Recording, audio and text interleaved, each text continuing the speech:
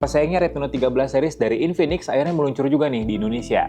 Ya, Infinix Note 40 series. Jadi ada beberapa seri dari Note 40 series yang rilis di Indonesia besok, 21 Maret. Salah satunya adalah Infinix Note 40 yang paling standarnya nih. Meskipun standar, kalau ngelihat dari dusnya sih, speknya lumayan ajib sih sebenarnya.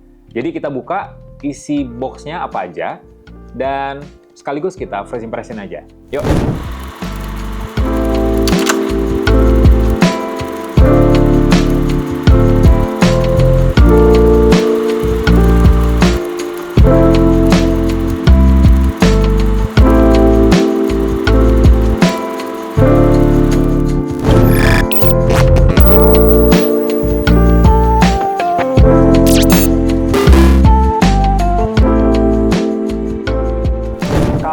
Series nih yang ada di meja gue sekarang, gambarnya Free Fire.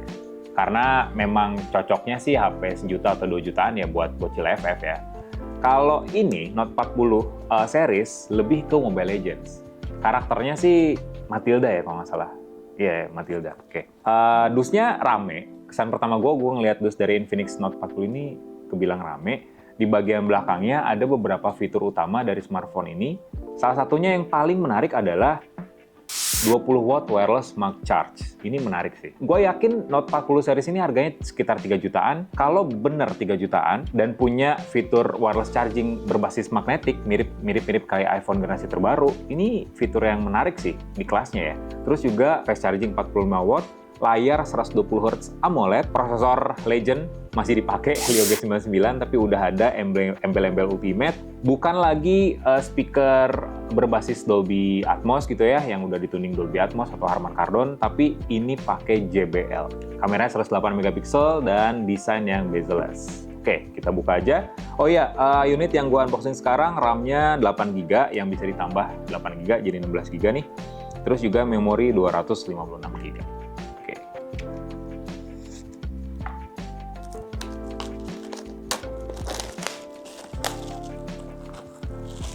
Kalau Hot Series, Free Fire, Note Series, Mobile Legends, berarti kalau Zero Series, PUBG kali ya? Karena butuh spek yang lebih tinggi lagi kan?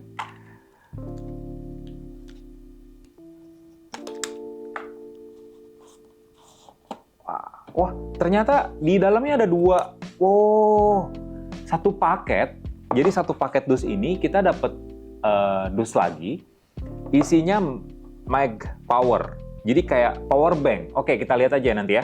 Sekarang kita fokus ke smartphone-nya dulu deh. Kita singkirin dulu yang ini. Kita fokus ke smartphone-nya dulu.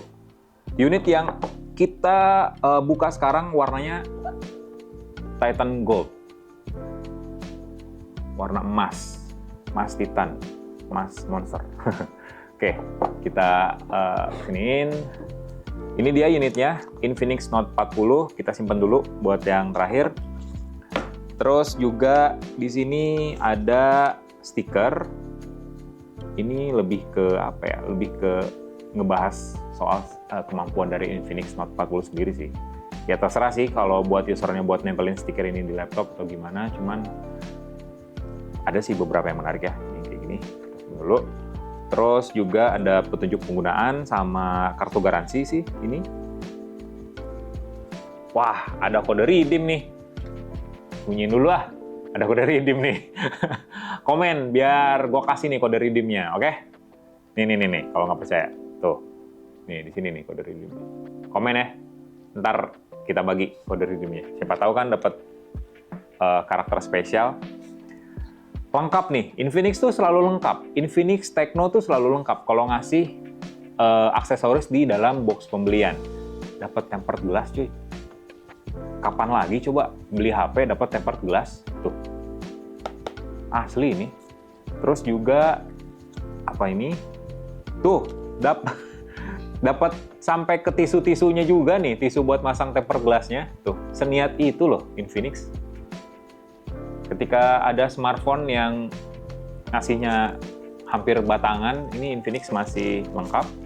Terus casing.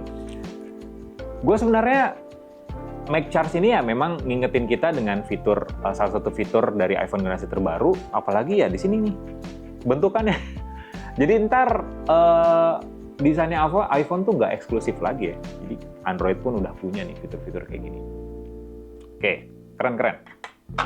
Kemudian di sini ada kabel USB Type-C, Type A to Type-C, dan juga adapter charger 45 watt. Kemudian SIM ejector terakhir. Oke, sekarang kita fokus ke Infinix Note 40-nya.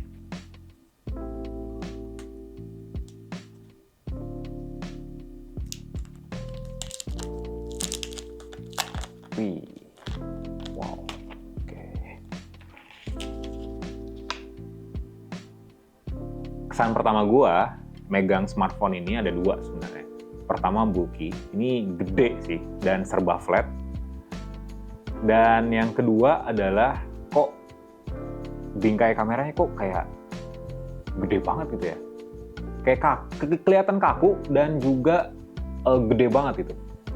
Padahal cuma ada 3 kamera dan salah satu kameranya ada 108 megapiksel, sementara 2 lainnya ya kamera gimmick sebenarnya, kamera pelengkap aja. 2 megapiksel dan AI lens. Di sini ada LED flash yang ukurannya segede Vivo V30 series bullet. Terus di sini kayak ada logo dan tulisan 108 megapiksel super zoom. Materialnya mungkin plastik, mungkin ya. Tapi untuk sasisnya sih ini berasa plastiknya banget. Dengan warna yang agak glossy, yang bukannya kelihatan seperti metal atau aluminium, tapi malah lebih kelihatan kayak, ya ini plastik aja. Tapi di bagian atas, ini yang menarik. Kalian bisa lihat logo JBL di sini. Lihat nggak? Kalian bisa lihat logo JBL di sini, yang menegaskan kalau ya kamera, speaker dari smartphone ini tuh udah dituning, mungkin secara hardware juga oleh JBL. Oke, sekarang kita masuk ke pengaturannya dulu.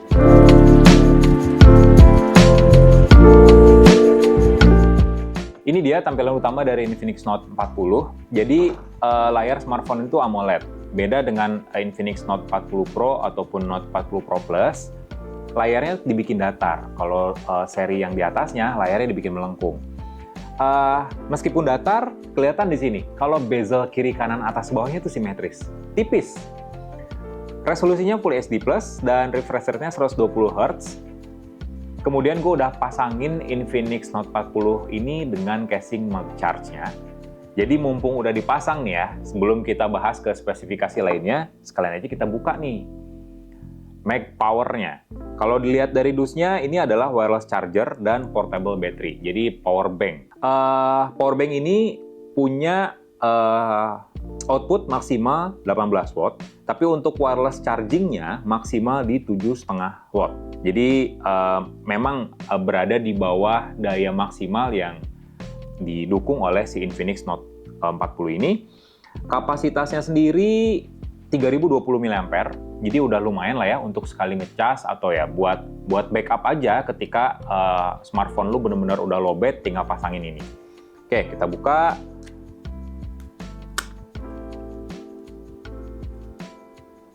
Brand Android tuh bener-bener ya untuk menarik minat para penggunanya, para konsumen, calon konsumennya bener-bener ngasih fitur-fitur ala-ala smartphone flagship di kelas menengahnya.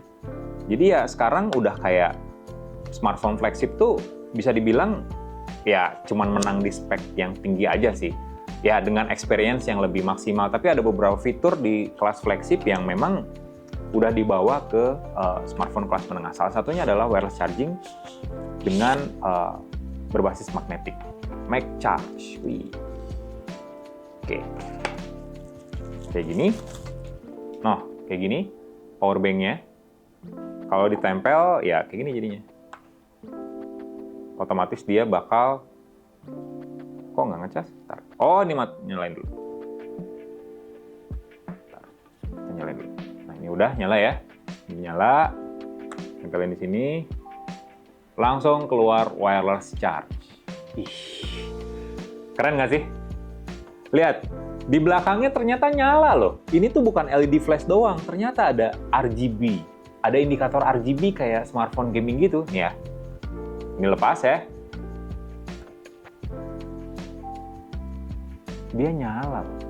Pertanyaannya, kalau casingnya dicabut bisa nggak? Harusnya sih bisa ya, karena kan komponen magnetic charge-nya itu ada di dalam smartphone-nya. Sementara untuk pakai casing sendiri ya untuk memperkuat si magnetiknya. Karena ini konsepnya beda dengan wireless charging yang ada di smartphone flagship, misalnya kayak di Samsung kayak gitu ya, cuman tempel aja udah cas. Oke, bisa. Cuman ya jadi nggak nempel nih, jadi tuh jatuh-jatuh. Tuh, jatuh kalau misalnya nggak pakai casing. Cuman kalau pakai casing, nempel. Kita tinggal pakai. King Phoenix nih coy. Sekalinya ngeluarin seri baru, fiturnya nambah juga. Ada fitur barunya. Yang gua nggak seneng adalah serinya baru, harganya beda, cuman ganti desain doang. Speknya sama. No mention lah ini ya. Kalian tau lah pasti apaan. Oke. Sekarang kita bahas spesifikasinya. Jadi Infinix lagi-lagi pakai prosesor Legend, prosesor yang sering dipakai pada smartphone kelas menengah, MediaTek Helio G99. Prosesor ini tuh bener-bener prosesor yang sering banget dipakai di kelas menengah, nggak cuma Infinix aja, Xiaomi bahkan udah sering juga pakai Helio G99. Cuman ada embel-embel Ultimate. Nah, nanti dalam video review terpisah, gue akan jabarin apa bedanya MediaTek Helio G99 biasa dengan versi yang Ultimate. RAM-nya 8GB yang bisa ditambah secara virtual sampai 8GB, jadi maksimum RAM-nya tuh 16GB. Storage-nya 256GB. Kemudian baterainya 5000 mAh dengan fast charging 45 watt untuk kabel. Tapi juga untuk wireless charging maksimalnya di 20 watt. Kameranya sendiri, kamera depannya 32 megapiksel, sementara kamera belakangnya itu 108 megapiksel dengan dua auxiliary lens atau dua lensa tambahan, AI lens dan juga kamera 2 megapiksel. Perekaman videonya kalian bisa ngerekam di 1080p sampai 60 fps atau 2K di 30 fps. Jujur, memang ini smartphone ini besok bakal launching, tapi gue masih belum tahu nih harganya berapa. Tebakan gue sih sekitar 3 jutaan ya, karena kalau udah di atas 4 atau bahkan 5 juta itu udah kelasnya Infinix Zero Series, atau kalau Tecno, saudaranya Infinix ya udah Camon Series. Jadi kalau Note Series yang paling standar ya mungkin sekitar 3 atau bahkan 4 jutaan. So gitu aja sih first impression gue dari Infinix Note 40 ini adalah versi yang paling standarnya. Tungguin aja video lainnya di Zontek, asalkan kalian subscribe channel ini, like videonya, kasih komen, dan juga jangan lupa